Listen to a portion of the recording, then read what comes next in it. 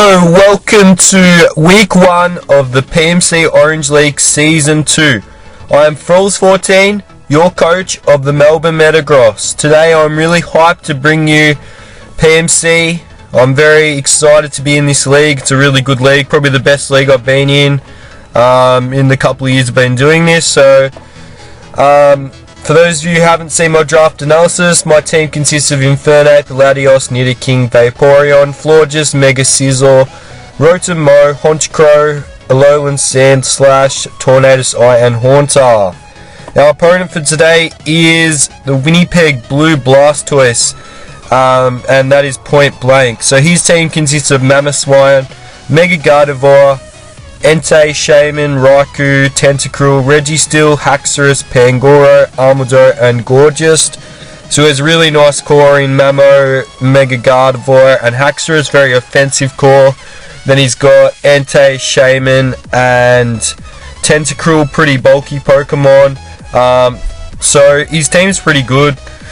I think the team that I brought could punch a lot of holes in his team, but it's going to be a pretty tricky matchup as he's got a lot of threats and some good defensive options as well. So, just to fill you guys in a bit, we drafted about a month ago. We're just getting things organised. I actually made my team after the draft, which was a massive mistake as my opponent weirdly did not want to battle. He pretty much refused, so he waited pretty much to the day before we had to upload. So it's been very frustrating for me to get this game out to you guys and to actually play it. I should have built a lot closer to the game. It would have benefited me a lot more as he just built and went straight into the game. So yeah, I'm not going to lie, it did frustrate me a lot. I'm very busy myself and I could find time to play the game. So I'm not sure how in 4 weeks he didn't, but in the end of the day, that's his decision. So we'll deal with it.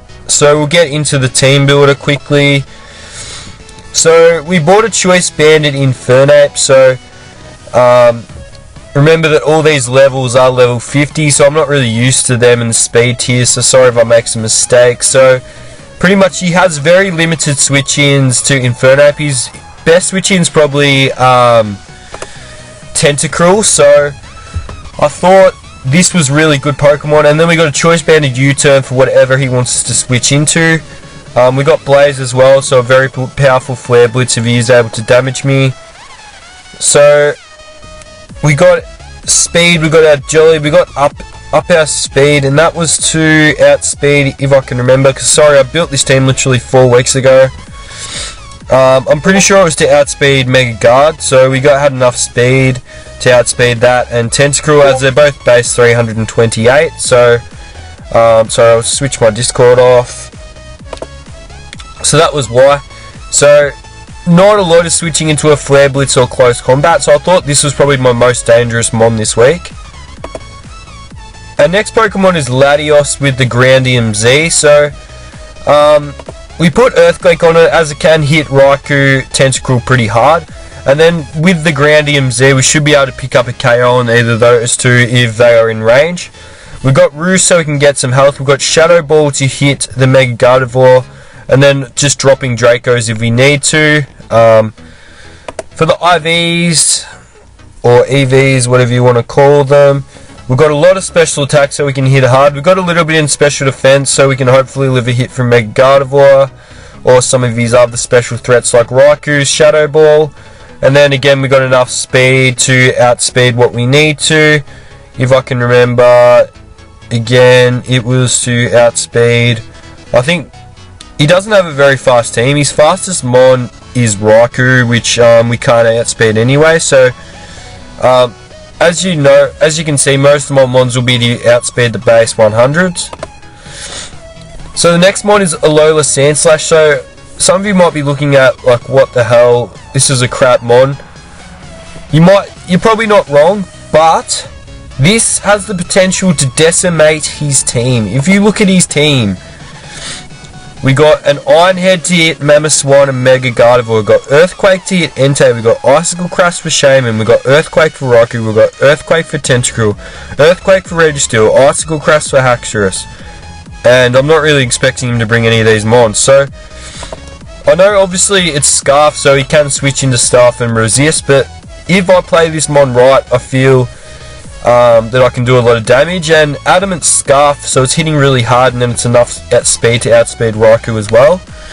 So yeah, we're hoping I can use this very well. My next Pokemon is Mega Sizzler, so I wasn't going to bring this, but its priority was too good to ignore with Bullet Punch. Obviously it hit Mega Guard and Mamoswine, then I got U-Turn out and Swords Dance and even Roost. So we got a max defense set this week, because obviously Mamoswine is a massive threat to my team, so I am able to switch into the Mamoswine after I'm Mega'd. Registeel can't touch me, so I can just U-turn out on that. It can take a hit from Haxorus, and I can get a U-turn or a Bullet Punch off on that. And it overall has a pretty good matchup, except obviously Entei and Tentacruel does wall it a little bit. So, but I think it can put in work. This Taunt was just a filler Pokemon with Life Orb. Again, I got enough speed to outspeed the base 100s. I got a little bit in my special attack and a little bit in my attack, and also in my HP. So this mon has the potential to do well, but it's more of a pivot U-turn set.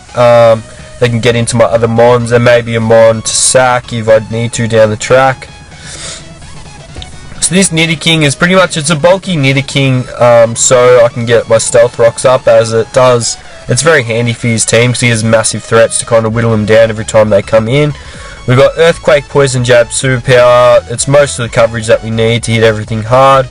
But yeah, this mon's job is pretty much to get up rocks and then just hit something hard.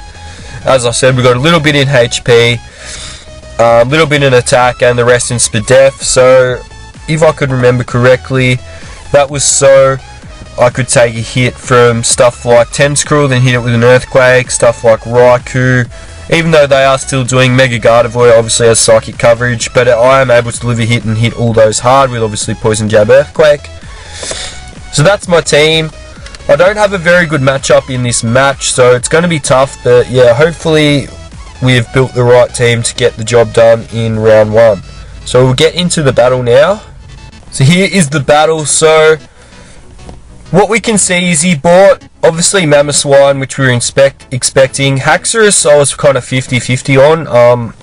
Raikou I was definitely expecting. Tentacruel expecting. Armaldo I was not expecting, so that's going to be a bit of a pain. And obviously Mega Gardevoir as well.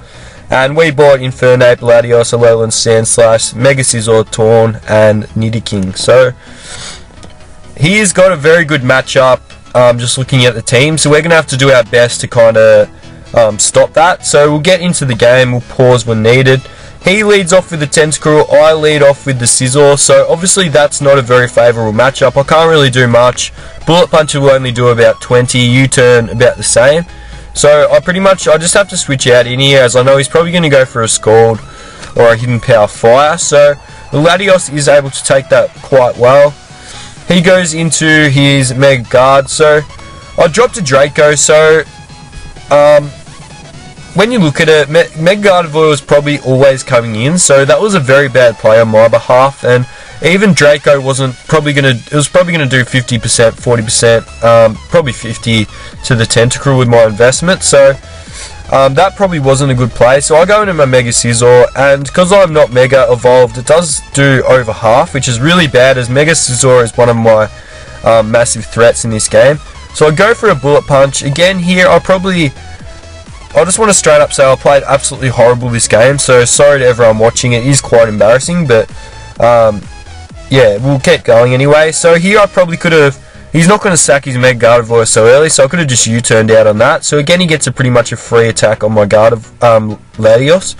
So he goes for a Sludge Bomb here, luckily we don't get the poison. This time I predict his Mega Gardevoir coming in, so he is bulky, so it does less than half, which kind of sucked. So here, I pretty much had to sack something off, as I couldn't really risk bringing in Alola Sandslash or Mega Scizor, as I thought maybe a HP Fire was coming, or obviously the hidden, the Hyper Voice as well. I can't switch into Nidoking, because then straight up he goes for a Psyshock or a Psychic and kills. I can't go into Latios or it dies, I can't go into Infernape till it dies. So Mega Gardevoir has a great matchup versus me, not much I can really do.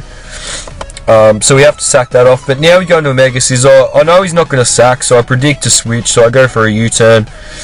And then here I go into Latios. So I go for my Z move here. And unfortunately he is a Shucker Berry Tentacruel, and he is able to get the poison off.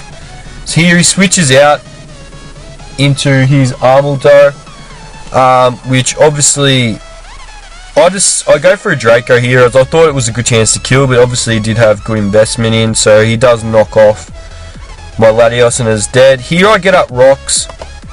In hindsight, I probably shouldn't even have bothered. It's not really hitting his team that hard at all, and we could have just killed with Earthquake and had a full health Nidoking.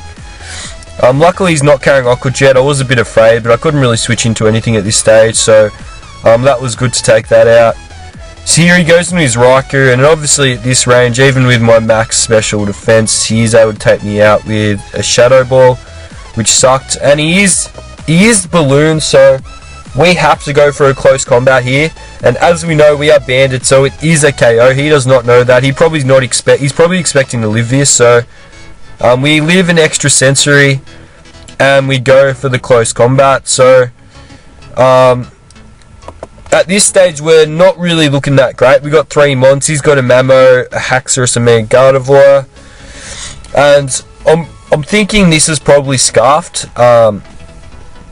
Because I think Ice Shard would be just about a roll. It probably would kill, but I thought he'd maybe go into his Tentacruel and sack that off, or maybe even Haxorus, because he can live a hit, or Mega Guard as well. So here I go to Mega Scizor, as I'm max defense, so I can take a hit. Here Bullet Punch was a chance to kill, so I went for that. In hindsight, if I knew he was going to switch out, I could have maybe went for a Sword Stance. If I went for a Sword Stance, I would have been able to KO the Tentacruel, obviously, Mega Guard and Mamo, and then get massive damage off on the Haxorus, not allowing it to set up, and I would have won. So, but that's in hindsight, so pardon me. Here I switch out. I probably should have just went for the Bullet Punch here. So he goes through a Dragon Dance. Obviously he outspeeds me now, and now Haxorus just clean. So even though I'm Scarf, he is got enough speed EVs to outspeed me. So, and obviously a Bullet Punch will not kill, so it only does 40%. So that was the game. So we lose 3-0 to Point Blank. GG to him. He played very well. Not going to take it away from him, but that's probably one of the worst league matches I've played in a long time. I think the pressure kind of got to me, playing in a higher league in PMC, and a lot of stuff he brung was really weird to me. So what I kind of prepped for didn't help me at all.